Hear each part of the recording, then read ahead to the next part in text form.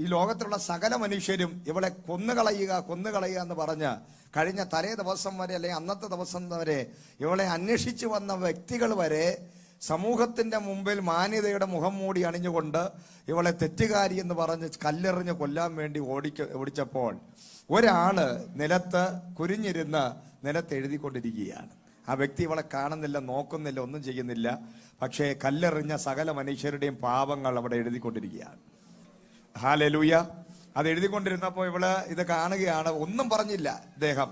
ആ കല്ലെറിഞ്ഞ ആ വ്യക്തികളെയൊക്കെ നോക്കിയിട്ട് നിങ്ങളിൽ പാപമില്ലാത്തവൻ എന്ത് ചെയ്യുക, കല്ലെറിയുക എന്ന് പറഞ്ഞു. Praise the Lord. എന്നിട്ട് അവരെയൊക്കെ ചരിത്രങ്ങൾ ഇങ്ങനെ എഴുതി. അവരെല്ലാവരും കല്ലുകളെല്ലാം ഈ അഭിഷിക്തന്റെ മുമ്പിൽ ഇട്ടിട്ട് മടങ്ങിപ്പോയി. അന്ന് മറിയയുടെ ലൈഫ് തിരിഞ്ഞു. ഒന്നും പറഞ്ഞില്ല, സുവിശേഷം പറഞ്ഞില്ല, മാനസാന്തരപ്പെടാൻ പറഞ്ഞില്ല, ശപിച്ചില്ല, ശാസിച്ചില്ല, വഴക്ക് പറഞ്ഞില്ല, ഒന്നും പറഞ്ഞില്ല. പക്ഷേ കർത്താവിൻ്റെ ആ ശുശ്രൂഷ എങ്ങനെയായിരുന്നു? കർത്താവ് നിലത്തിരുന്ന് ആ കല്ലെറിഞ്ഞവരുടെ പാപങ്ങളെ കുറിച്ച് പറഞ്ഞിട്ട് പ്രൈസ് ദി ലോർഡ്, അതും വിളിച്ചു പറഞ്ഞില്ല, എഴുതുകയാണ്. ഹല്ലേലൂയ. നിങ്ങളിൽ പാപമില്ലാത്തവൻ കല്ലെറിയട്ടെ. അവർക്ക് ആർക്കും നിവർന്നു നിൽക്കാൻ പറ്റുന്നില്ല. കാരണം അവരുടെ പാപങ്ങളെക്കുറിച്ചുള്ള ഭയങ്കരമായ കുറ്റബോധം ഒറ്റ സെക്കൻഡ് കൊണ്ട് പരിശുദ്ധാത്മാവ് അവർക്ക് എന്ത് ചെയ്തു, ബോധ്യപ്പെടുത്തി കൊടുക്കുകയാണ്.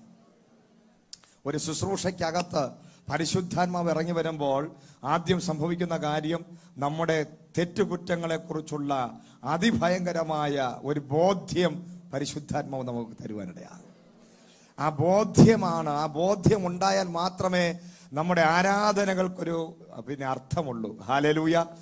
അല്ല, ഓരോ ആരാധനകളിലും ഓരോ ശുശ്രൂഷകളിലും നിങ്ങൾ വരുമ്പോൾ നിങ്ങൾ പ്രാർത്ഥിക്കേണ്ട ഒരു വിഷയം, കർത്താവ് എൻ്റെ അനുഗ്രഹത്തിന് തടസ്സമായി എൻ്റെ ലൈഫിൽ എന്തെങ്കിലും ഉണ്ടെങ്കിൽ അതെന്നെ ബോധ്യപ്പെടുത്തി തരണം.